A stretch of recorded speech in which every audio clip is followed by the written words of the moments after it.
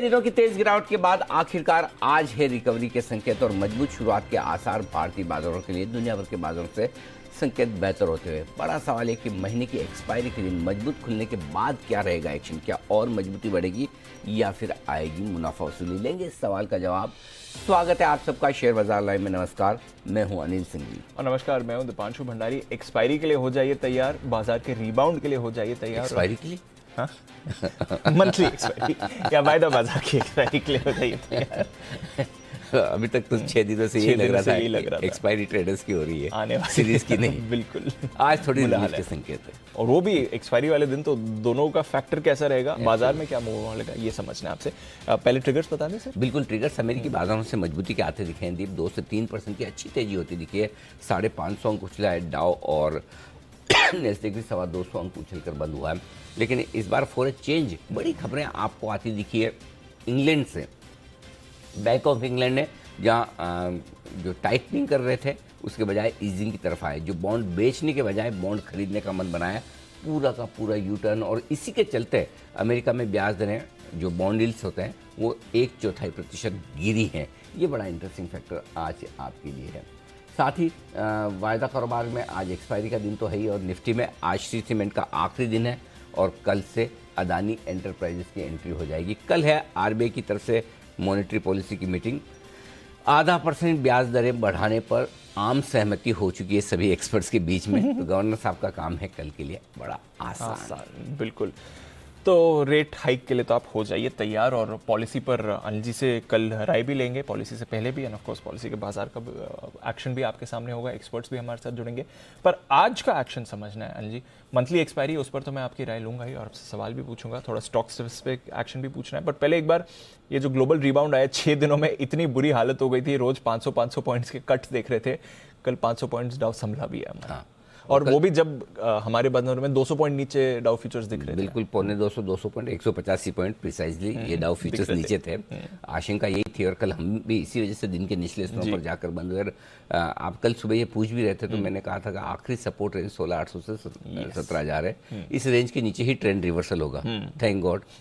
शायद तो आज वो सवाल होता, हाँ शायद बच जाए तो। लेकिन इस बार फॉर ए चेंज दीप जो ट्रिगर आता दिखा वो अमेरिका के लिए इंग्लैंड से आता हुआ दिखा। कल पहले इंग्लैंड में क्या हुआ है वो समझना जरूरी है। नए प्रधानमंत्री बनने के बाद उन्होंने ऐलान किया था कि वो टैक्स में कटौती करेंगे। लोगों का सवाल ये था टैक्स में कटौती तो करेंगे, पैसे कहाँ से लाएंगे? प्लस जिस तरह के हालात हैं वहाँ पर, एनर्जी बिल्स वगैरह लोगों के बढ़ रहे हैं। जो पेंशन फंड्स हैं उनके लिए जो मार्क टू मार्केट लॉसेस हो रहे हैं और इसी के चलते बॉन्ड यील्ड्स जो बड़े तेजी से बढ़ गए थे उसको लेकर बड़ी समस्याएं हो रही थी कि कैसे काम चलेगा।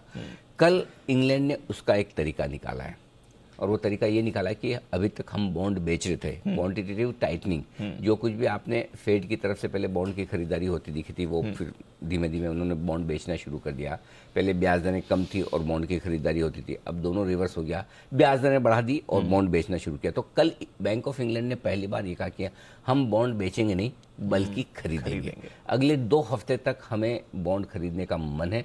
जिसको जितना बेचना है, जिसको लिक्विडिटी की जरूरत है, जो चाहे, हम तैयार हैं, हम खड़े हैं खरीदने के लिए। ये बड़ा कॉन्फिडेंस देता है जिनके पास बॉन्ड्स हैं, चाहे वो बैंक्स हो या फिर दूसरे प्लेयर्स। बेसिकली सबसे ज़्यादा जरूरत इस बात की होती है कि लिक्विडिटी होनी चाहिए। क्या भाव में आप बेच पा रहे हैं, क्या भाव में नहीं बेच पा रहे हैं, वो सेकेंडरी है। लेकिन अगर आप बेच ही नहीं पा रहे हैं तो वो ज़्यादा बड़ी समस्या है। तो कल क्या हुआ है कि कल पूरा का पूरा मूड ही बदल गया और वहाँ से अमेरिका का मूड बदला है। राइट। अब इसमें आप सोचेंगे कि मामला तो इंग्लैंड का ही है, 2 हफ्ते के लिए ही बोला, तो फिर बदला क्या? जी करेक्ट। बदला ये है दीप कि पिछले 2 फॉल याद करिए जो बड़े आए दुनिया भर के बाजारों में। पहला 2008 का लेमन क्राइसिस। वहां पर सारे सेंट्रल बैंकर्स ने एक फॉर्मूला निकाला था और वो फॉर्मूला ये था कि मंदी का मुकाबला करने के लिए हमारे पास पैसा है, लिक्विडिटी है, ठीक है। नोट छापेंगे, लिक्विडिटी देंगे, जिसको जितने पैसे चाहिए उतने पैसे देंगे। जिस मार्केट में जो लिक्विडिटी चाहिए, जिसको बॉन्ड बेचने हम खरीदने को तैयार हैं। सही समय आने पर हम वापस 13 तुझको अर्पण दे देंगे, ठीक है। यही फॉर्मूला मार्च 2020 में भी वापस रिपीट किया, फिर से सक्सेसफुल हो गया। कोविड के वक्त सबको समझ में आया कि अर्थव्यवस्थाएं जाम है, काम नहीं हो रहा, कुछ नहीं हो रहा, क्या करें? नोट छापो, लिक्विडिटी दो, अर्थव्यवस्था संभल जाएगी, और संभली भी। तीसरी बार बैंक ऑफ इंग्लैंड छोटा ही सही लेकिन ये फॉर्मूला लागू करने की कोशिश कर रहा है कि अगर सिस्टम में लिक्विडिटी रहेगी। देखिए दो चीज़ें हैं, एक है कि आप ब्याज दरें बढ़ाना चाहते हैं, महंगाई को काबू में लाना चाहते हैं, इससे लोग खर्चा कम करें, वो एक अलग चीज़ है, और फाइनेंशियल मार्केट में लिक्विडिटी नहीं होना दूसरी चीज़ है। सो बैंक ऑफ इंग्लैंड ने कल एक समझदारी का काम किया कि अगर फाइनेंशियल मार्केट में लिक्विडिटी नहीं होगी तो होता क्या है, सपोज मुझे आपको एक बॉन्ड बेचना है, मैंने बॉन्ड 100 रुपये में लिया हुआ है, अब मेरी मजबूरी मुझे पैसे चाहिए, मैं 95 में बेचूंगा। आप 95 में जैसे खरीदते हैं, बाकी सब लोगों के मार्क टू मार्केट लॉस आ जाते हैं क्योंकि लास्ट प्राइस है। बिल्कुल। अगर मेरे लॉसेज आए फिर मुझे बेचना है, पता चला अगला वाला 92 पे लेने को तैयार है, तो ये जो इफेक्ट आता है ना लिक्विडिटी नहीं होने का, वो बड़ा गंदा होता है। राइट। और कम वॉल्यूम के साथ होता है। कल आखिरी घंटे में आप देखिए हुआ क्या, मार्केट गिरे लेकिन वॉल्यूम्स नहीं थे। राइट। सो कम वॉल्यूम के साथ गिरना या कम वॉल्यूम के साथ बढ़ना दोनों ही खतरनाक है, चाहे वो इक्विटी मार्केट हो चाहे बॉन्ड मार्केट हो। यानी कि पार्टिसिपेशन पूरा नहीं है, यानी कि फंडामेंटल्स पर नहीं, सेंटिमेंट पे ट्रेड हुआ है। सो यही चीज को रोकने के लिए कल बैंक ऑफ इंग्लैंड ने कहा कि हम लिक्विडिटी निकालने के बजाय देने का काम करेंगे, और उससे वहां के मार्केट भी संभले, अमेरिका के बाजार भी संभले। कल अमेरिका में बॉन्ड डील्स लगभग 20 से 25 बेसिस पॉइंट घटकर आई है। एक बड़ा 10 साल वाला और 2 साल वाला सही वाला बॉन्ड डील दिखाना, नहीं तो लोग बड़े ट्रोल करेंगे। 10 साल वाला 4% से 4.25% आया, और 2 साल वाला भी दिखाइए जरा, 4.30 पे जो था वो भी मेरे ख्याल से 15-20 बेसिस पॉइंट कम होना चाहिए। यहाँ 4.14 पर आया 4.30 से। इनफैक्ट कल की जो एक दिन की गिरावट है 2020 के बाद एक दिन की सबसे बड़ी गिरावट बॉन्ड यील्ड में एक दिन में इतना तेजी से घटा है।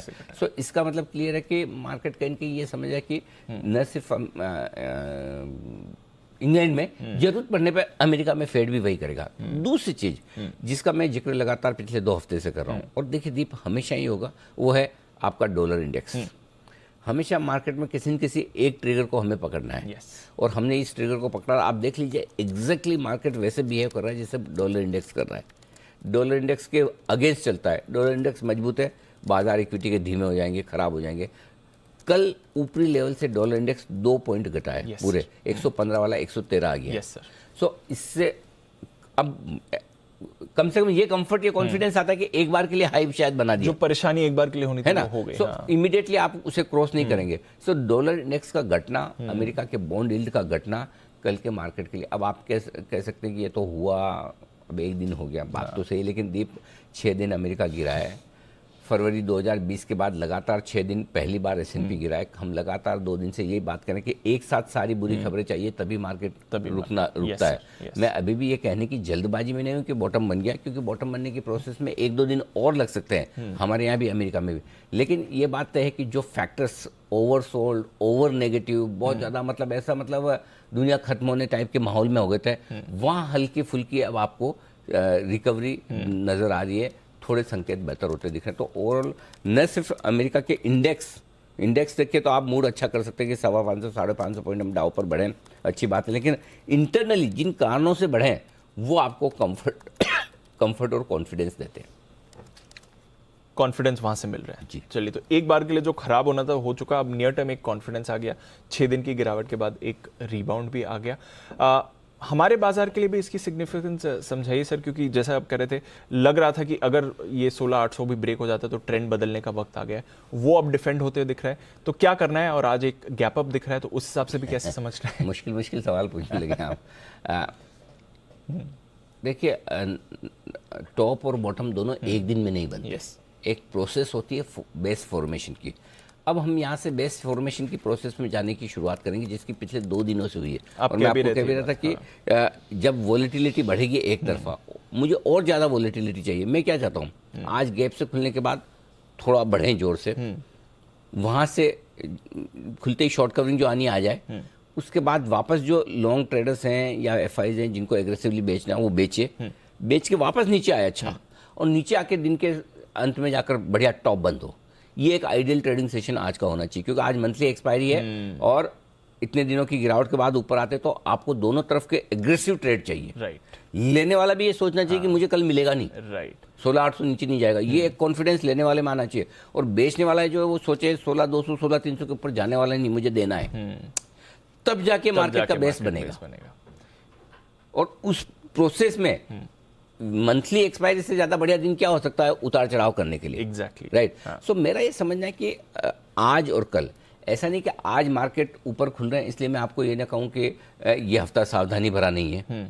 अगर 2 दिन गिर रहे थे तब भी मैं आपको कह रहा था कि 5 दिन निकालने हैं, और आज अगर बढ़ रहा है तो भी मैं ये कह रहा हूँ कि आज और कल का दिन आपको सावधानी से ही निकालना है। एक दिन में नहीं समझ लेना कि सब कुछ ठीक हो गया, गैप से खुले उसके बाद बढ़ेंगे बढ़े बहुत अच्छी बात है, लेकिन वोलेटिलिटी आज और कल अभी भी रह सकती है और रहनी चाहिए, और रहेगी तो अच्छा है। राइट।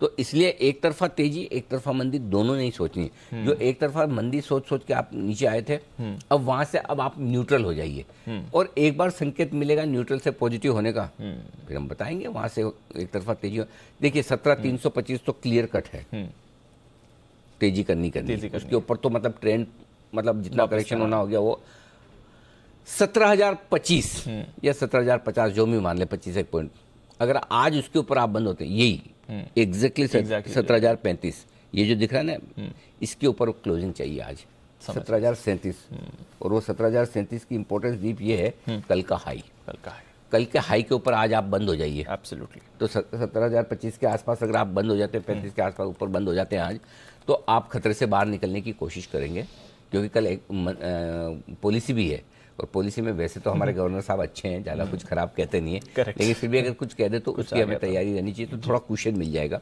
सो आज की क्लोजिंग इंपॉर्टेंट है। मैं उम्मीद कर रहा हूँ कि 17,000 के ऊपर की क्लोजिंग मिलेगी आज। Understood sir. चलिए, तो आज की क्लोजिंग पर है हमारी नज़र। एक्सपायरी के लिहाज से भी कुछ बड़े मूव्स एक्सपेक्ट कर रहे हैं? वैसे तो एक रिबाउंड है, बट बिल्कुल होना चाहिए दीप। और एक्सपायरी के लिहाज देखिए, अभी भी ऐसा नहीं कि FI 2-3 दिनों से थोड़ा सा उन्होंने हाथ रोका है बेचने से। आज देखना है कि वो आज की उछाल में बेचते हैं या लेते हैं। राइट। प्रॉब्लम एक ही है दीप, वो ये कि आज मंथली एक्सपायरी का दिन है, सो आज के डेटा पढ़ना मेरे लिए कल बहुत मुश्किल काम है, समझ नहीं पाएगा। सो आज का मूव FI कितना खरीदना चाहते हैं, कितना शॉर्ट कवरिंग कर रहे हैं, कितना लॉन्ग अनवाइंडिंग कर रहे हैं, ये एक साथ आ गया। एक साथ आ गया। अगर यही मूव एक दिन पहले या एक दिन बाद में होता, या तो कल हो जाता या अब शुक्रवार को होता, तो बड़ा आसान होता था काम। सो आई थिंक आज का ट्रेडिंग सेशन में बहुत ज्यादा साफ पढ़ने की कोशिश नहीं कर रहा हूँ। राइट। मैं एफर्ट भी नहीं ले रहा, बहुत फ्रेंकली। तो मेरे लिए रेंज क्लियर है, मुझे 17,800 16,800 850 आएगा तो लेना है, 17,175 17,200 आएगा तो देना है। अंडरस्टूड। ये मुझे 400 पॉइंट की रेंज ब्रॉडली खेलनी है, जो बनी हुई है स्ट्रैटेजी हमारी। तो 200 के आसपास थैंक यू, 850 800 के आसपास लेना है, तो उसके हिसाब से चलेंगे। अब 400 पॉइंट की रेंज बड़ी होती है, लेकिन आजकल के मार्केट के हिसाब से 6 दिनों में अगर आपका मार्केट 1000 पॉइंट घट जाता है तो फिर ये रेंज बड़ी नहीं है। समझ गया, बस सिंपल है। ठीक है सर, डन। तो चलिए, ये है बाजार का मूड माहौल। अभी थोड़ी देर में हम स्ट्रैटेजी की भी बात करते हैं अनिल जी से। उससे पहले एक ट्वीट आपने डाला है करीब 1 घंटे पहले, उससे काफ़ी कमेंट्स भी आ रहे हैं, लाइक्स भी आ रहे हैं, और एक खबर भी है, इंटरेस्टिंग खबर है। नाइका काफ़ी क्लोजली हमने ट्रैक भी किया था जब लिस्ट हुई थी, बोनस शेयर पर विचार करने वाली सर 3 तारीख को। एक बार पहले नाइका के बात बताएं, फिर जो आपने ट्वीट डाले उसके भी एक मतलब समझेंगे, बट ये क्या होगा सर बोनस शेयर? दीप देखिए, नाइका जहां लिस्ट हुआ, ठीक है, मेरे ख्याल से इशू प्राइस से लगभग दुगुना लिस्ट हुआ था। राइट। 2205 रुपये का हाई बनाया था लिस्टिंग के टाइम, और हाई हो सकता है थोड़ा कम ज़्यादा हो। जिस दिन लिस्टिंग हुई थी 10 नवंबर को, तब 2205 का आया था, और तब लोग ये कहते थे कि देखिए मतलब जबरदस्त नए ज़माने के IPO को रेस्पॉन्स, ये बड़ा पैसा, ये सारी चीज़ थी। तब से लेकर अब तक लगभग आधा हो गया है। सारे गेंस के कर दिए, सारे गेंस के। हालांकि अभी भी इशू प्राइस से ऊपर है, ऐसा नहीं कि कैपिटल लॉस है लोगों को, इशू प्राइस के ऊपर ही है, लेकिन मतलब आपने जहाँ लिस्ट हुए वहाँ से उस यूफोरिया का पूरा चला गया, खत्म हो गया। दूसरी ओर हमारे आशु जी भी थे उस लिस्ट में, और बाकी लोग भी थे। उस समय बड़े मजे लेते थे। ये ITC को देखो, जो ITC को खरीद कर बैठने वाले लोग सिगरेट पीते रहे, कश लगाते रहे, और नाइका कहाँ से कहाँ, मेकअप वाली कंपनियां कहाँ से कहाँ पहुंच गई। ये मार्केट है ही ऐसा है, market is great equaliser. Yes, सबको बराबर मौका है। किसी भी दिन आप सबसे ज़्यादा समझदार साबित हो सकते हैं, मैं सबसे ज़्यादा समझदार साबित हो सकता हूँ, या कोई भी हमारा व्यूअर हो सकता है कि मैंने बोला था आज यहाँ बंद होगा, वहाँ हो गया। बहुत सही बात है। दूसरे दिन क्या, तीसरे दिन क्या, हम रोज वो कर सकते हैं? शायद नहीं। इसलिए मार्केट से ये लेसन मिलता है कि सबका दिन आता है, सबका समय आता है। Correct sir. आप कहाँ किस वक्त सही जगह पर है वो इम्पोर्टेंट है। बिल्कुल। क्या लिस्टिंग पे नायका देना था या लेना था? कोइंसिडेंस देखिए, 41% आईटीसी बढ़ा है, 42% नायका घटा है उस दिन से लेकर आज तक के लिए। करेक्ट। एकदम परफेक्ट। जो वहां से निकला ये दिखाने के पीछे मकसद ये नहीं कि नायका क्यों गिरा है, ये दिखाने के पीछे पर्पज ये कि आपको ये देखना है कि किस प्राइस पर क्या चीज़ आपको खरीदनी है। एग्जैक्टली। मतलब जो चीज़ें बोरिंग होती है, जो चीज़ें सबको नहीं पसंद आती, जो चीज़ें है ना मतलब परेशान करती, वहाँ पैसा ज़्यादा बनता है। जो फ्लैशी है ना, लाइमलाइट में है, जिसके बारे में सब बात कर रहे हैं, वहाँ पैसा बनाना आसान नहीं है, मुश्किल है। रहा सवाल आपके नायका के बोनस का, नायका कर क्या सकता है? दो चीज़ें। एक, बोनस को अगर आप पॉजिटिव साइड में देखना चाहें तो ये कि भाई चलो ठीक है, शेयर होल्डर्स के पैसे उतने बने नहीं, या बने तो वापस खत्म हो गए, इशू प्राइस के आसपास आ गया, चलो बोनस देके रिवॉर्ड किया जाए, उनके पास बोनस आ जाएगा। लेकिन बोनस से मुझे फ़र्क क्या पड़ता है? एग्जैक्टली कुछ नहीं। ये कोई मेरी सैलरी वाला बोनस तो है नहीं कि जो मेरे अकाउंट में क्रेडिट हो जाएगा, पैसे आएंगे। शेयर 1 का 2 हो जाएगा। फॉर एग्जांपल अगर 1:1 बोनस आता तो शेयर मेरे दुगुने हो गए, राइट। लेकिन साथ ही भाव आधा हो जाएगा। यस। सो अगर आप देना चाहते तो मुझे डिविडेंड दीजिए, वो मेरे बैंक अकाउंट में आता है, रिवॉर्ड होता है वो। सो वो जमाना चला गया जब बोनस को देखकर बड़े लोग खुश होते थे, कूदते थे। क्योंकि पहले क्या था दीप, आज से 20 साल 25 साल पहले, 30 साल पहले जब हमने करियर की शुरुआत की, उस समय एक बहुत क्लियर कट सिस्टम था। जिस कंपनी का बोनस आया, बोनस एक्स बोनस होने के बाद 2 4 6 महीने में वही प्राइस जो पहले बोनस वाली थी। तो उस समय ये कॉन्सेप्ट ही नहीं था। उस समय ऐसा लगता था बोनस आया मतलब आपके फ्री के शेयर डबल हो गए, कमाई डबल हो जाएगी आने वाले समय में, है ना। अब वो जमाना चला गया, अब फाइनेंशियल लिटरेसी है। हमारा एक आम इन्वेस्टर भी समझता है कि बोनस का मतलब मेरे नंबर ऑफ शेयर्स बढ़ रहे हैं, इससे ज्यादा कुछ नहीं। एग्जैक्टली। सो अगर कंपनी वाकई में शेयर होल्डर्स को रिवॉर्ड करना चाहती है तो डिविडेंड दे। आप कैश कमाइए और कैश बांटिए, शेयर होल्डर्स ज़्यादा खुश होंगे। ठीक है, बोनस देना कोई बुरी बात नहीं है, अच्छा ही है। लेकिन दूसरी तरफ आप देखेंगे तो बोनस देने का कोई लॉजिक नहीं है और ज़रूरत भी नहीं है, क्योंकि पिछले साल से कंपनी ने प्रॉफिट कम किया है। राइट। आप सोचिए, आप ऐसा भी नहीं कि आप प्रॉफिट ज़्यादा बना रहे हैं और उस वजह से बोनस देना चाहें। इस साल 41 करोड़, वित्त वर्ष 2022 में 41 करोड़ किया था, 21 में 62 करोड़ प्रॉफिट किया था। तो लगभग 1/3 प्रॉफिट कम हुआ। मुझे नहीं पता इस साल की क्या परफॉर्मेंस है अभी। सो आई थिंक बोनस से मैं बहुत ज़्यादा उत्साहित नहीं होता। हाँ, एक सेंटीमेंट के लिहाज से अच्छा है, स्टॉक बढ़ सकता है, वो अलग बात है। एनीवे, तो पर्पज़ ये था जो आपने पूछा भी कि हमेशा जो फ्लैशी लाइमलाइट में रहने वाले स्टॉक्स जिसके बारे में सब लोग ज़्यादा चर्चा करते हैं, बट इंसिडेंटली अब आईटीसी की चर्चा भी ज्यादा करने लगे और उससे मुझे थोड़ा डर लगता है, थोड़ा कम करें थोड़ी चर्चा। Exactly. अभी कौन सा हमने सवाल पूछा था जिसमें सबसे ज्यादा आईटीसी आया था? कुछ तो सवाल पूछा था हमने 2-4 दिन पहले, मूवी वाला ना वो। हाँ, मूवी वाला। किस शेयर के नाम पे कौन सा? World cinema day. World cinema day. हाँ, उस दिन आईटीसी बड़ा पॉपुलर हो रहा है। इतना पॉपुलर मत करो इसको, और आगे बढ़ना है अभी। ठीक है, तो चलिए आपके लिए आईटीसी और नायका दोनों पर रखिएगा नजर, एक्शन में रहेंगे। इंसिडेंटली जरा एक 1 ईयर चार्ट भी दिखा दें अनिल जी, जो 41-42% का कंपैरिजन आपको दिखा रहे थे, बहुत क्लियरली आपको दिखेगा 1 ईयर चार्ट। नायका 42% डाउन है और आईटीसी उसी टाइम पीरियड में, जैसा अनिल जी कह रहे थे, करीब करीब 40% ऊपर आपको जाते हुए दिखा है। तो वो रिटर्न्स काफी क्लियर आपको यहाँ पर दिखे हैं दोनों काउंटर से। आइए फिर आज का सेटअप समझते हैं अनिल जी। एक्सपायरी का भी दिन है, बताएं क्या कह रहे हैं आज के संकेत आपको। ग्लोबल संकेत पॉजिटिव हैं, एफआईएस के संकेत अभी भी नेगेटिव साइड पर हैं, घरेलू फंड्स अच्छे पॉजिटिव संकेतों के साथ है, वायदा कारोबार के संकेत पॉजिटिव हैं, सेंटिमेंट नेगेटिव से न्यूट्रल हुआ है और ट्रेंड अभी भी पॉजिटिव है। 16,800 के नीचे फॉर्चुनेटली बंद होने से हम बच गए। निफ्टी का सपोर्ट जोन है 16,950 16,975। अब आप सोचेंगे मैंने इतने ऊपर का कैसे दे दिया, कल की क्लोजिंग ही 16,850 के आसपास है। तो इसके पीछे पर्पज़ ये कि अब गैप से खुलने के बाद दीप में 17,000 को बेस मान रहा हूँ, और सारे लेवल्स जो मैं दे रहा हूँ निफ्टी के आज वो 17,000 के बेस के साथ दे रहा हूँ। 17,000 के ऊपर है आप पॉजिटिव है, 17,000 के नीचे है तो हल्की फुल्की रिकवरी, और उसमें बहुत पॉजिटिव होने की ज़रूरत नहीं। सो आज आपको मेक और ब्रेक, और जहाँ से तेजी और मंदी गिनी, तो अभी जैसे 17,037 दिख रहा है तो आप ये मान के चलिए आप 37 पॉइंट ऊपर खुल रहे हैं। अच्छा, हाँ, 17,000 से गिनना है, ठीक है ना। ओके। सो इस लिहाज से इमीडिएटली गैप से खुलने के बाद 17,950 17,975 आपका सपोर्ट जोन होगा। मजबूत खरीदारी की जगह 16,825 16,850 अगर आता है तो ऊपर 17,000 17,025 ये पहली जगह है जहां पर आप खुलकर रुकेंगे। बीच में एक हल्का सा लेवल 17,100 का है लेकिन बड़ा नहीं है, उसके पार निकलने पर 17,175 17,200 वो रेंज है जहां पर आपको प्रॉफिट बुकिंग और बिकवाली दोनों करनी चाहिए। बैंक निफ्टी 37,750 के आसपास बंद हुए कल। दीप आपको याद होगा हमने आखिरी जो रेंज दी थी 37,650, 37,750, ये परफेक्ट रेंज है। इस रेंज में आए तो बैंक निफ्टी जरूर खरीदेगा। कल की स्ट्रेटेजी देखिएगा, कल की वो जो पैसिव इन्वेस्टर्स के लिए जहां पर आपको इंतजार करेंगे, कल का एग्जैक्ट लो 37,625 है। Yes. और अगर कल इस रेंज में किसी ने खरीदा है तो आज उसको गैप मिलेगा। 625 का लो बनाया था, 750 पे बंद हुआ था। बैंक निफ्टी ने एकदम परफेक्ट लेवल कल टेस्ट किए जो आपको देता कि इसी रेंज में आपको खरीदना चाहिए। तो आज ये सपोर्ट रेंज हो जाएगी 37,625, 37,750। वैसे तो इसके नीचे जाएंगे नहीं, लेकिन एकेडमिक पर्पज से नोट करके रख लीजिए 37,375, 37,500 नीचे मजबूत खरीदारी की जगह। ऊपर कितना जा सकता है? 38,175, 38,350, कम से कम इतना तो जाना चाहिए हमें। इससे कम जाते तो फिर मजा नहीं है। राइट, इतना तो बनता है। इसके बाद देखेंगे और खरीदारी ताकत दिखती है अगर यदि हाँ, तो 38,475 से 38,600 की रेंज होगी।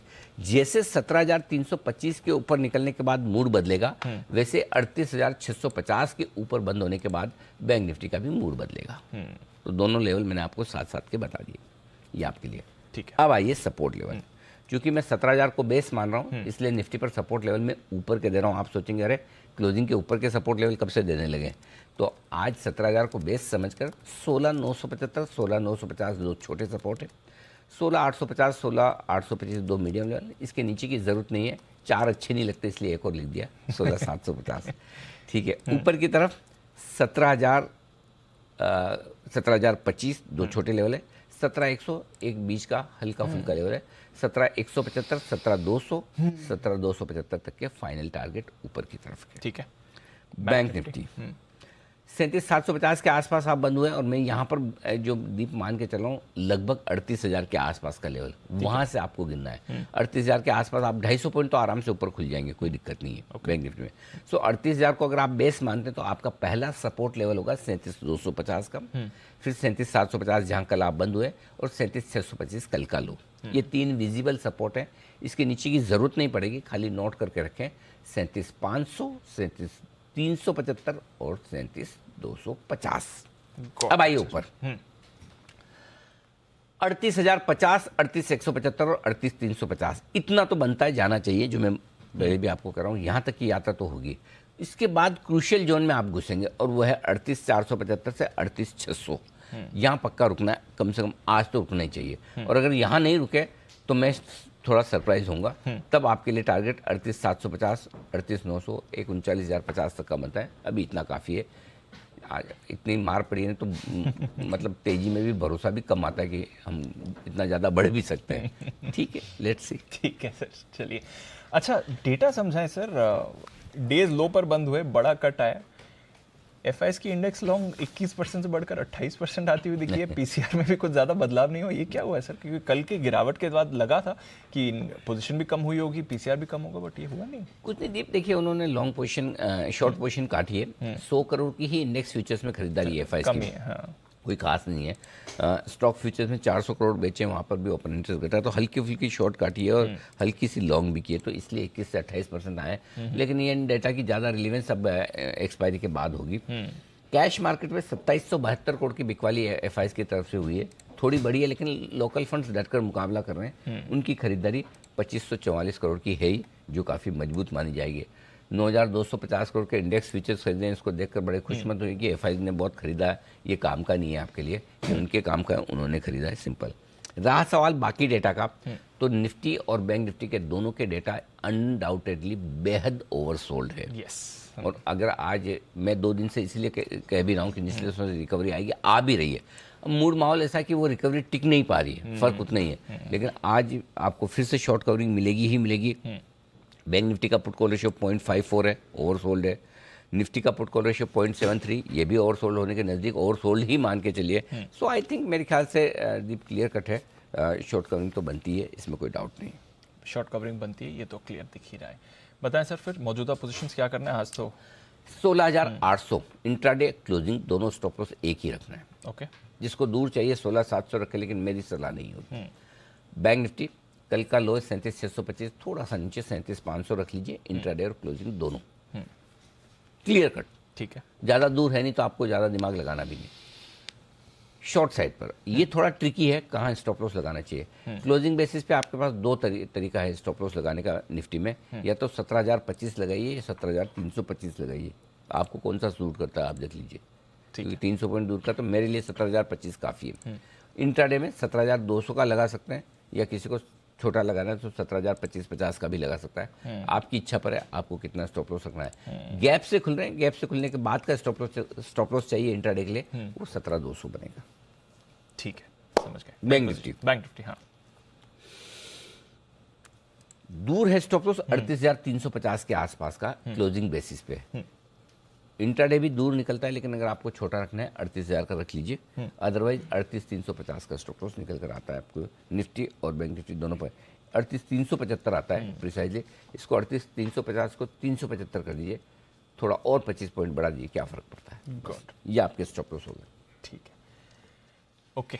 अब नई पोजीशंस पर आते हैं। क्या खरीदना है निफ्टी, कल के लोस के नीचे स्टॉप लॉस लगाइए 16,800 पर, 16,975, 17,000, 17,025 तीन छोटे target, 17,100 medium target, 175, 200 target. Thank you. यहाँ तक पहुँच जाए तो भी हमें तो बहुत खुशी होगी। ठीक है, ठीक है, बेचना है, बिल्कुल बेचना है। 150 से मूड बनाइए, 17,150 बढ़िया जगह है। 17,175 से 17,200 की रेंज, इस 75 पॉइंट की रेंज में जहां आपका मन करे वहां बेचिए।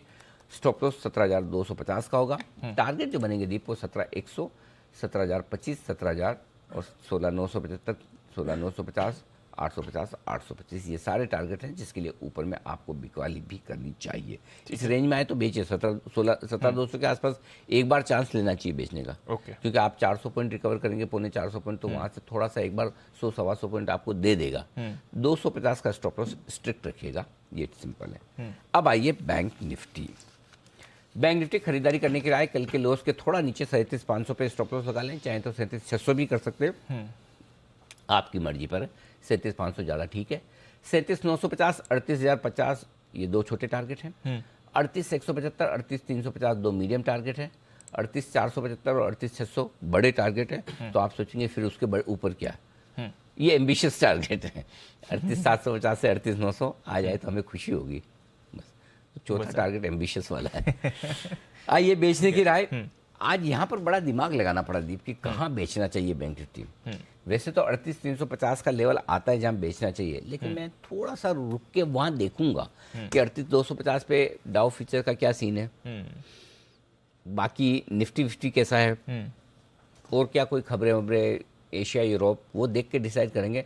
सो एग्रेसिवली एक बार बेचना तो 38,350 पे मूड बना सकते हैं, लेकिन 38,475 से 38,600 की रेंज, इन दो लेवल पे आपको बेचना एकदम सेफ है। Stop loss clear cut strict 38,700 का होगा। नीचे जो टारगेट बनेंगे वो 38,375, अगर आप 475 के आसपास बेच रहे हैं और 350 375 के आसपास बेच रहे हैं तो फिर नीचे का टारगेट 38,200, 38,050 दो छोटे टारगेट, 37,950, 37,750 और 37,625 फाइनल टारगेट। बस इतने ही उनके लिए भी कॉल। ठीक है सर, चलो सारे लेवल्स आपके सामने हैं। बैन से बाहर आ गया जी एंटरटेनमेंट, आज सिर्फ वोडाफोन आइडिया बैन में रहेगा सीरीज के आखिरी दिन। अच्छा, थोड़े लेवल्स भी समझते हैं सर वायदा कारोबार की तरफ से। एक ही लेवल इंपॉर्टेंट है निफ्टी और बैंक निफ्टी दोनों में। निफ्टी में है 17,000 के कॉल ऑप्शन पर 97 लाख शेयर हैं। हाईएस्ट ओपन इंटरेस्ट है, ऑलमोस्ट 60 लाख शेयर कल ही जुड़े हैं। ये कॉल राइटर्स आज बैक फुट पर है। ठीक है, ठीक है, बैक फुट पर हैं। और तो 17,000 के ऊपर आप जब तक टिके हुए हैं, 16,975, 17,000 के ऊपर, तब तक कोई टेंशन नहीं। तब तक शॉर्ट कवरिंग का भी सपोर्ट मिलता रहेगा, फ्रेश खरीदारी का भी मिलता रहेगा। सो आपके लिए गैप से खुलने के बाद 16,950, 17,050 ये 100 पॉइंट की रेंज में होगा फुल टाइम पास। ठीक है, 17,050 पार करने में भी आपको दिक्कत आएगी। 16,950 के नीचे भी नहीं जाएंगे। एक बार 17,035-50 को पार करके टिके तो फिर आपके लिए रास्ता 16,175, 16,200 का कल तक के लिए खुलता है। इसलिए 17,000 आपके लिए मेक और ब्रेक लेवल है। ओके, बैंक निफ्टी में वही सेम लेवल है दीप, 38,000 का। 38,000 की कॉल्स पर 21 लाख शेयर हैं, पुट में 12 लाख शेयर कम है, लेकिन एक बार 38,000 को पार करके आप टिके तो फिर 38,500 की तरफ जाने के लिए आपका रास्ता खुलता है, जहां पर 24 लाख शेयर हैं। तो बहुत क्रिस्टल क्लियर लेवल्स दोनों ही निफ्टी और बैंक निफ्टी के। Understood sir. चलिए सारे लेवल्स आपके सामने, आज की स्ट्रैटेजी है। एक्सपायरी पर भी है नजर, देखते हैं कैसा रहेगा सेशन। अच्छी बात है, अच्छे खुलने के आकार हैं और 150 पॉइंट ऊपर एसजीएक्स निफ्टी फिलहाल ट्रेड कर रहा है। आइए खबरों पर भी डालते हैं नजर, आज की ट्रिगर्स और ब्रोकरेज रिपोर्ट्स भी जान लेते हैं। अरमान, नुपुर, आशीष, तीनों हैं हमारे साथ तैयार। अरमान, मॉर्निंग, बताएं ट्रिगर्स और खबरें क्या कह रही हैं आज। जी, ट्रिगर्स में सबसे इंपॉर्टेंट जो अब इंडेक्स के जो कॉन्स्टिट्यूएंट्स हैं उसमें बदलाव होता हुआ दिखेगा आज से मार्केट क्लोजिंग के बाद से। निफ्टी 50 में अगर आप देखेंगे तो श्री सीमेंट जो है वो बाहर होगा, वहीं अडानी इंटरप्राइजेस जो है वो उसका हिस्सा बनता हुआ दिखेगा। वहीं निफ्टी 500, निफ्टी स्मॉल कैप 250 और निफ्टी मिड कैप 400 की बात करेंगे तो इक्विटास होल्डिंग जो है वो बाहर होता हुआ दिखेगा और शॉपर स्टॉप इन सब में ऐड होता हुआ दिखेगा। पटेल इंजीनियरिंग, इनके 1.26 करोड़ जो शेयर्स हैं जो नॉन प्रमोटर्स को प्रेफरेंशियल बेसिस पर इशू किए गए थे वो लिस्ट होते हुए दिखेंगे। चेंज इन प्राइस बैंड है तमिलनाडु मर्केंटाइल बैंक का, क्योंकि वो ट्रेड टू ट्रेड से बाहर हो रहे हैं, तो फ्रॉम 5% टू 20%। ग्लोबल में यूएसए में Q2 का जीडीपी का डेटा है। यूरोप के लिए कंज्यूमर कॉन्फिडेंस का डेटा आता हुआ दिखेगा आपको सितंबर महीने का। और आप अमेरिका में अगर बात करेंगे तो जो वाइस प्रेसिडेंट कमला हैरिस हैं वो जो कोरियन डी मिलिटरलाइज जोन जो है साउथ कोरिया का, वहाँ पर जो है वो विजिट करती हुई दिखेंगी। क्या करेंगी वहाँ पर? पहले भी वो नेंसी पेलोसी गई थी ताइवान में, सब हंगामा वही करके है, ये दूसरी हंगामा वाली जगह है। क्या करेंगी कमला जी वहाँ पे? नहीं सर, पता नहीं सर। मतलब जो नॉर्थ और साउथ कोरिया के बीच में शांति वाली जगह है, मतलब न्यूट्रल जगह, न्यूट्रल जगह, वहाँ जाएंगे। कोई स्मारक बना हुआ है वहाँ पर, कोई टूरिस्ट प्लेस है? सबसे ज्यादा अच्छी खासी शांति चल रही बिना मतलब। नहीं पसंद है इन्हें। कल भी नॉर्थ कोरिया ने वो फायर करी थी मिसाइल। हाँ, बीच में एक बार काफी लोग बोल रहे थे मार्केट उस वजह से भी गया। और वो करते रहते हैं हाँ, उनका वो। मतलब एक तो ये डिसाइड भी करना पड़ेगा एक मिसाइल पे कितना गिरना है। करेक्ट, हमें पता होना चाहिए कि पर मिसाइल 25 पॉइंट गिरना है, निफ्टी 15 पॉइंट गिरना है, 50 पॉइंट गिरना है, पता रहे। बिना मतलब। अब तो ये 1-2 दिन का टेंशन रहेगा ही। कब तक है वहाँ पर, कुछ आइडिया है क्या? सर टाइमलाइन तो नहीं, आज एक ही आज दिन? भी इंट्राडे है। ओके, खबरों पे आ जाते हैं। खबरों पे अगर देखेंगे आप, नायका के लिए खबर आती हुई दिखी है कि वो 3 अक्टूबर को बोर्ड बैठक करने वाले हैं जिसपे बोनस शेयर्स पर विचार किया जाएगा। क्रिसिल और इकरा पे खबर आती हुई दिखी है कि सेबी ने जो क्रेडिट रेटिंग एजेंसी हैं उनके लिए जो है नए नियम जारी करे हैं और इस नए नियम के अनुसार जो क्रेडिट इन्हेंसमेंट रेटिंग्स हैं अब उनके लिए जो इनको थर्ड पार्टी का जो सपोर्ट है उसके लिए इनको ज़्यादा जो है ड्यू डिलीजेंस जो है वो करना पड़ेगा। और अंत में टोरेंट फार्मा पर भी ध्यान रखिएगा क्योंकि इनके जो गुजरात प्लांट को US FDA से 3 आपत्तियां जारी हुई हैं और ये तीनों आपत्तियां अगर आप देखेंगे तो डेटा इंटीग्रिटी से जुड़ी हुई हैं, जो ये 3 आपत्तियां जारी की गई है। बिल्कुल, तो टोरेंट फार्मा एक्विजिशन की खबर पर कल फोकस में था, आज US FDA का एक्शन आ गया है। कल 2.5% फिसला था, आज देखते हैं कैसा एक्शन इसमें रहेगा। अभी गया, अभी गया एक्विजिशन के एक दिन बाद ही वो तो खैर कल ही गिर गया था, आज फिर से गिरना पड़ेगा इस पे। बिल्कुल, तो चलिए टोरेंट फार्मा रहेगा फोकस में, बाकी फार्मा भी रेडार पर हैं ही। नुपुर, मॉर्निंग, बताएं कौन सी खबरें आपके पास? Good morning. सबसे पहले अनुपम रसायन, जहाँ पे QIP की खबर आई है, कंपनी फंड जुटाने वाली है और जो फ्लोर प्राइस है वो 763 के आसपास का है, जो क्लास क्लोजिंग है वो 758 की है। ITI कल ये स्टॉक 9-10% ऊपर था और अब खबर ये है कि सरकार को 103 के भाव पे कंपनी 77 लाख शेयर्स जारी करने वाली है और 80 करोड़ इसके थ्रू वो जुटाएगी। दुश्मन कार्बोजन भी आज फोकस में, क्योंकि कंपनी की जो सब्सिडरी है स्विट्जरलैंड में, उसे स्विस मेडिक की तरफ से वहाँ पे इंस्पेक्शन चालू था, उसे कंप्लीट कर दिया गया और कोई भी ऑब्जर्वेशन आता नहीं दिखा है, तो पॉजिटिव न्यूज़ है कंपनी के लिए। जेंसॉल इंजीनियरिंग भी आज फोकस में, क्योंकि प्रमोटर और नॉन प्रमोटर ग्रुप को 1036 के भाव पर करीबन 13 लाख शेयर्स जारी किए गए हैं। कैमकॉन स्पेशलिटी भी आज फोकस में, क्योंकि कंपनी की जो गुजरात फैसिलिटी है उस पर अब प्रोडक्शन स्टार्ट कर दिया गया, तो काफ़ी पॉजिटिव न्यूज़ आती दिखी है कंपनी के लिए। उसकी जो कैपेसिटी है वो 2400 मेट्रिक टन की है, तो ये भी एक पॉजिटिव न्यूज़ है।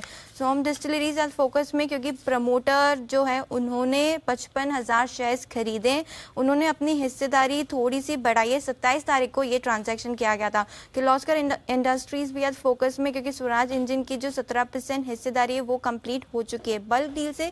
कैनफिन होम्स आज फोकस में, क्योंकि PGIM इंडिया म्यूचुअल फंड ने करीबन 10 लाख शेयर्स बेचे 470 के भाव पर।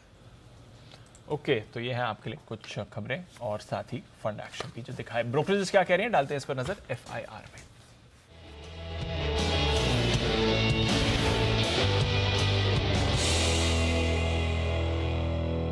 मॉर्निंग आशीष, पहले तो बताएं आज की टॉप ब्रोकरेज रिपोर्ट्स कौन सी? Good morning Deepanshu. आज टॉप पे रहेंगे सबसे पहले केमिकल स्टॉक्स, क्योंकि मॉर्गन स्टैनली की एक एक्सटेंसिव कवरेज आई है। सबसे पहले आप देखिए आरती इंडस्ट्रीज यहाँ पर रेटिंग को डाउनग्रेड कर दिया है।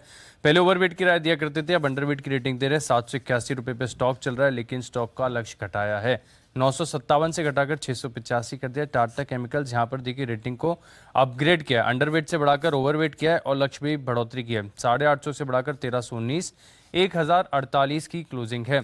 दीपक नाइट्राइट यहाँ पर देखिए जो रिपोर्ट है इसके हिसाब से रेटिंग को डाउनग्रेड कर दिया। इक्वल वेट से घटाकर अंडर वेट की रेटिंग है 1915 से लक्ष्य को घटाकर 1732 कर दिया। हालांकि स्टॉक चल रहा है 2078 के आसपास। नवीन फ्लोराइन यहाँ पर ओवरवेट की रेटिंग को बरकरार रखा है और जो लक्ष्य है वो 4562 से बढ़ाकर 5358 कर दिया है। एसआरएफ पर देखिए ओवरवेट की रेटिंग को बरकरार रखा है, लक्ष्य बढ़ाया 2757 से बढ़ाकर सीधे 3571। बड़ा टारगेट प्राइस इन्होंने बढ़ाया है क्योंकि 2481 पे स्टॉक चल रहा है। पीआई इंडस्ट्रीज पे भी देखिए ओवरवेट की रेटिंग को बरकरार रखा है और लक्ष्य में अच्छी बढ़ोतरी की है, 3119 से बढ़ाकर 3675, 2968 की क्लोजिंग है। इसके अलावा जीसीपीएल यहाँ पर भी रखना है नजर क्योंकि काफी सारे ब्रोकरेज हाउस की तरफ से रिपोर्ट आई है। सबका मानना है कि धीरे धीरे जो ग्रोथ है पिछले 8 क्वार्टर से अच्छी देखने को मिल रही है, डबल डिजिट ग्रोथ यहाँ पर देखने को मिली है और नए मैनेजमेंट के बाद अप्रोच में भी बदलाव आया है। जिसके बाद देखिए तो सिटी ने खरीदारी किराए को बरकरार रखा है, 1050 रुपये का लक्ष्य दिया। मॉर्गन स्टैनली ने 1101 का लक्ष्य दिया है। जेफरीज ने खरीदारी किराए दी और लक्ष्य जो है 1000 रुपये से बढ़ाकर 1040 कर दिया है। जेपी मॉर्गन ने भी करीब 1000 रुपये का लक्ष्य दिया है। इसके अलावा टाटा कंज्यूमर प्रोडक्ट्स यहाँ पर जेपी मॉर्गन न्यूट्रल की रेटिंग को बरकरार रखे हुए 750 के लक्ष्य के लिए। ओके, तो ये है आपके लिए तब तगड़ी रिपोर्ट्स। सारी रिपोर्ट्स केमिकल स्टॉक्स पे गजब की आई है, बहुत बढ़िया रिपोर्ट चाहिए सर। मतलब और दोनों तरफ की मॉर्गन स्टैनली तो दोनों तरफ बैटिंग और बॉलिंग दोनों कर रहे हैं। मतलब आरती में और दीपक नाइट्रेट को डाउनग्रेड कर दिया, जो अपग्रेड किया वो भी गजब के हैं सारे। टाटा केमिकल, नवीन, एसआरएफ, जबरदस्त है। तो आज मुझे लगता है केमिकल स्टॉक्स में एक्शन लेना चाहिए। टाटा केमिकल आज नजर रखने लायक है, ये स्टॉक ये आ सकता है। ये चलेगा आज। 1319 का टारगेट बढ़ा है, बड़ा टारगेट 850 से। हाँ 850, ये चलेगा।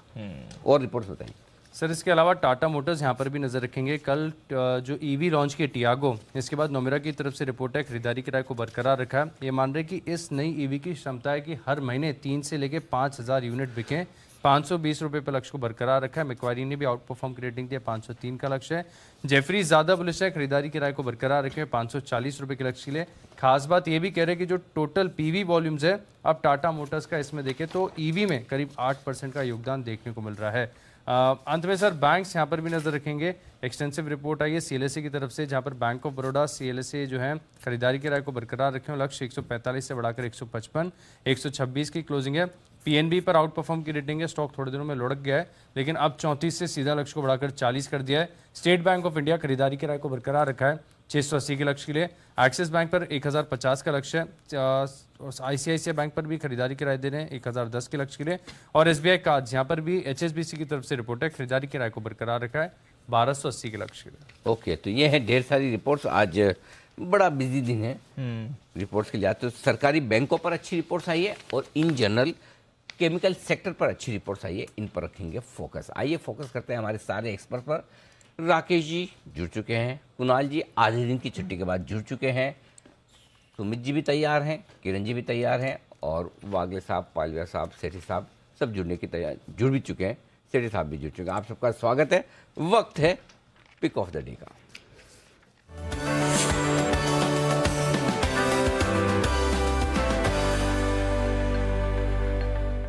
शुरुआत आज कुणाल जी से ही कर ली जाए। जैसा कि कल कुणाल जी की अनुपस्थिति में या उपस्थिति में मुझे याद नहीं कहाँ भी था, बंसल जी ने बिना टाई के आएंगे, बिना टाई के आएंगे। तो बिना टाई के आप चुस्त दुरुस्त होकर आए, आपका स्वागत है। सब ठीक ठाक है सर हाफ डे छुट्टी के बाद? अनिल जी सब कुछ ठीक ठाक है। स्थिति तनावपूर्ण थी लेकिन नियंत्रण में है अनिल जी। ओह, तनावपूर्ण थी, ओके। क्या हो गया कुणाल जी, किसने दिया तनाव आपको?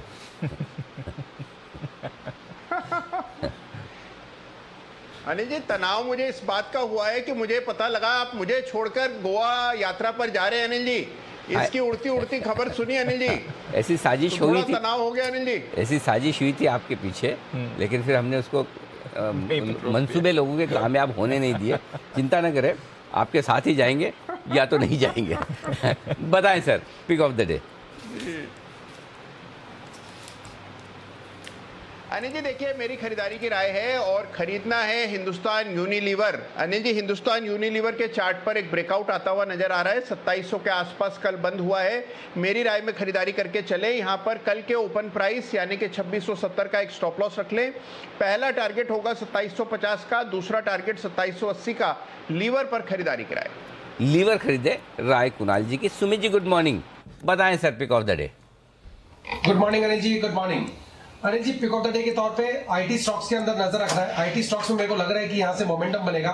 टीसीएस काउंटर मेरे रडार पे आया है। टीसीएस के अंदर पिछले 3 दिनों के हाई कल ब्रेक हुए थे जबकि मार्केट नीचे था, तो टीसीएस यहाँ से एक ऊपर का मूव दिखा सकता है। 3030 के आसपास इसमें खरीदारी करके चलने का सलाह रहेगा। टीसीएस के अंदर जो नीचे में अभी चार्ट्स के ऊपर इमीडिएट ट्रेडिंग के लिहाज से सपोर्ट दिखाई दे रहा है वो है 2980 का। 2980 का स्टॉप लॉस लगा के टीसीएस में खरीदारी करें। ऊपर में 3080 और 3100 ये लेवल देखने को मिल सकते हैं। तो 3080 और 3100 के टारगेट्स के लिए टीसीएस में खरीदारी करें 2980 के स्टॉप लॉस से। ओके, तो टीसीएस में खरीदारी करने की राय, और टीसीएस की खरीदारी का मतलब है कि निफ्टी को सपोर्ट देने के लिए सुमित जी मानसिक रूप से हैं तैयार है। बंसल जी भी वैसे सबसे पहले तैयार रहते हैं, लेकिन आज हम तीसरे नंबर पे बंसल जी के पास पहुंचे हैं। सुप्रभात बंसल जी, आज का रंग है पीला नवरात्रि के हिसाब से, और बंसल जी पीली शर्ट का तो इंतजाम नहीं कर पाए, टाई जरूर मिल गई। चलिए जो मिला जितना मिला उससे काम चलाएं। बंसल जी सुप्रभात, बताएं सर। सुप्रभात अनिल जी, सुप्रभात दिवांशु। अनिल जी कलर का ज्ञान कल ही हुआ था, तो सुबह मॉर्निंग वॉक पर येलो टी शर्ट पहनी थी, और अनिल जी येलो शर्ट भी है, वो जरा इवनिंग की मीटिंग के लिए रखी हुई है, तो अभी येलो टाई से मैंने काम चलाया है। एक मिनट, ये सुबह और दोपहर के शो से इंपॉर्टेंट कौन सी इवनिंग की मीटिंग होगी? पूरा राष्ट्र यहाँ पे देख रहा है आपको, और आपने बेस्ट कपड़े अपने इवनिंग की मीटिंग के किससे मिल रहे हो आप? अनिल जी खास मीटिंग है, खास पुराने दोस्त के साथ अनिल जी, तो येलो अनिल जी पहन के जाएंगे। ड्रेस कोड बनाया अनिल जी। कल आप कहीं वो आशीष और दीप के वार्तालाप से ज्यादा प्रभावित तो नहीं हो गए दोपहर में जो किया था? आजकल बड़े वहां पर लोग और बंसल जी ने वो पहन रखा था, और आपने खुद ने इंटरेस्ट भी बहुत दिखाया था और कल ट्वीट भी किए थे।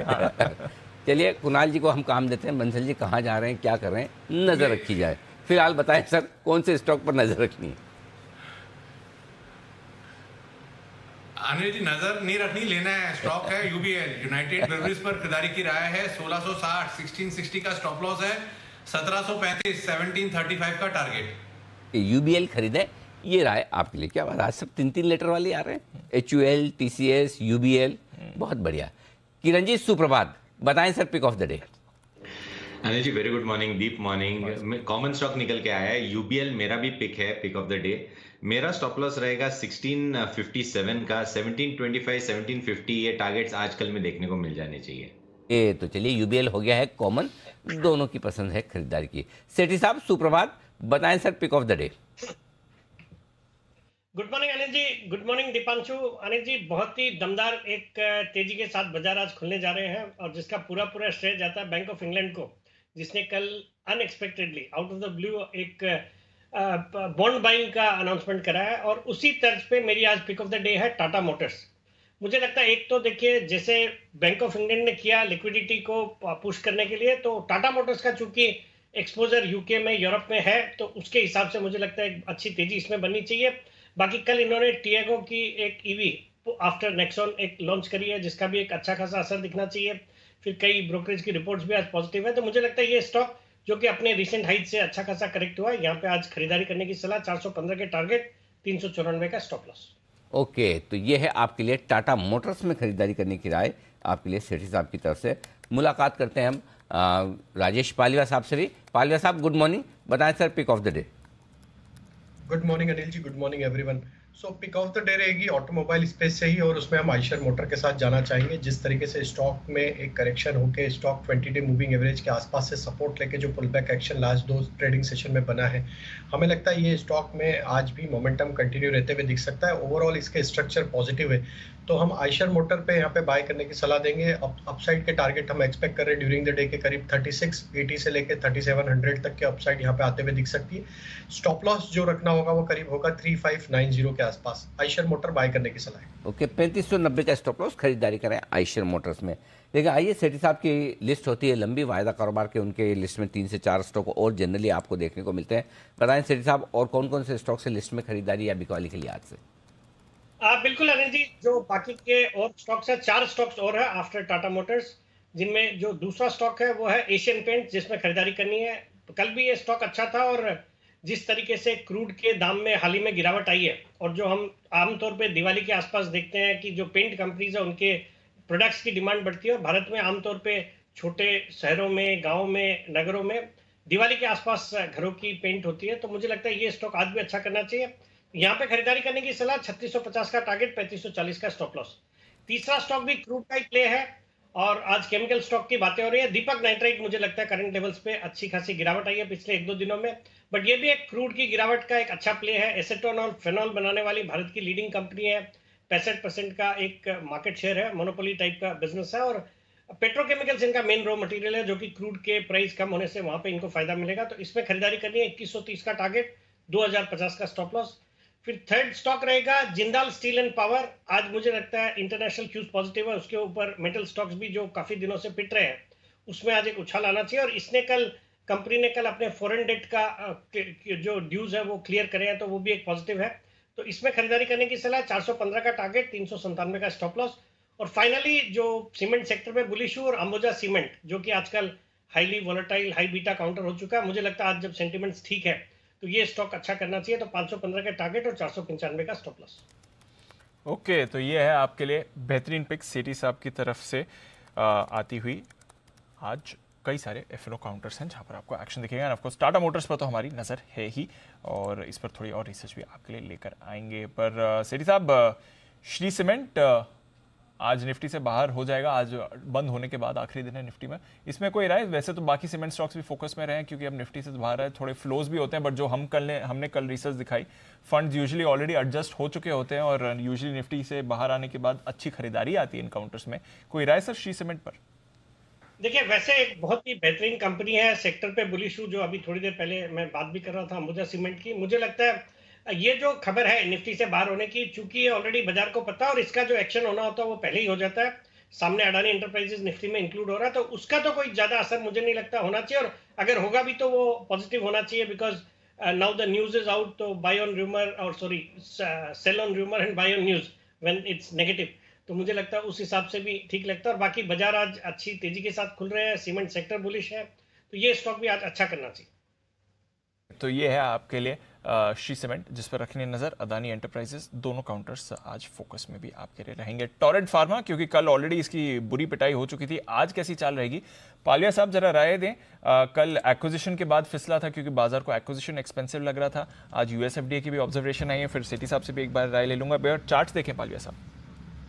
तो दीपांशु जी, कल जो एक डिप देखा था स्टॉक में, ऑलमोस्ट इसने 200 डे मूविंग एवरेज के आसपास से सपोर्ट लेके वापस से जरूर लोअर साइड से पुल बैक बनाया। तो अभी यहाँ पे जो इसके इंपॉर्टेंट लेवल है टोरेंट फार्मा के, वो है करीब 1460 के आसपास। अगर ये लेवल को तोड़ के वापस से इसके नीचे ट्रेड करता है तो हमें लगता है सप्लाई यहाँ पे बन सकता है और फर्दर एक्सटेंड हो सकता है, और जो कि फिर स्टॉक को 1430 1420 की तरफ भी लेके जा सकता है।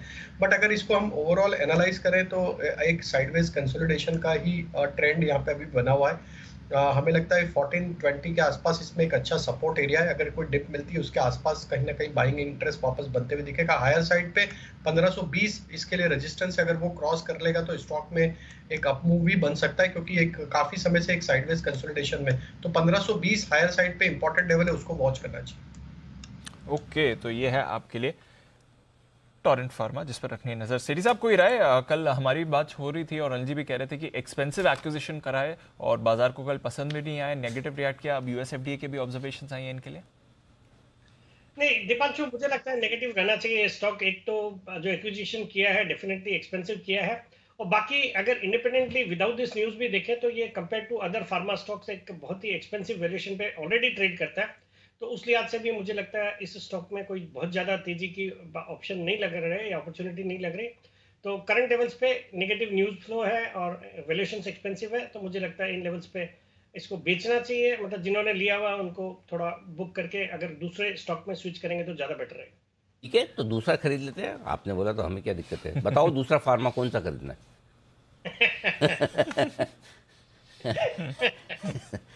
बताओ। लाइक टू लाइक अगर बड़ी क्वालिटी की फार्मा कंपनी खरीदती है तो मुझे तो डीवीज लैब बहुत पसंद आता है। डीवीज लैब और डॉक्टर रेड्डीज, ये फ्रंटलाइन फार्मा कंपनी। सेठी साहब है तो डीवीज तो आएगा। हाँ, सेठी साहब है तो डीवीज आएगा। डीवीज एकदम परफेक्ट बोला, डीवीज और डॉक्टर दोनों। हाँ दोनों फ्रंटलाइन फार्मा में।